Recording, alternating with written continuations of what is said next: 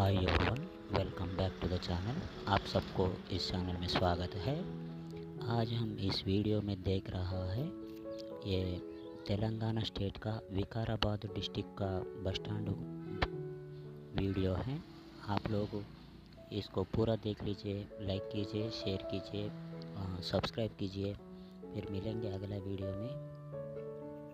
ये हमारे पूरा वीडियोस कौन सा जगह में कैसे विकास हुआ है हम ये बताना चाहते हैं, इसीलिए हर एक जगह का वीडियोस अपलोड कर रहा है। आप लोग ज़रूर इस चैनल को सपोर्ट कीजिए। Thank you for watching. Thank you so much.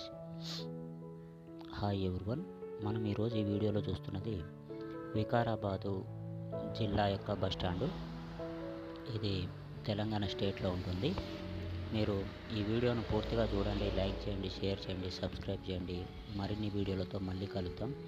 ప్రతి ఒక్క ప్లేసు వీడియోస్ అప్లోడ్ చేయడానికి కారణం ఎక్కడ ఎలా డెవలప్మెంట్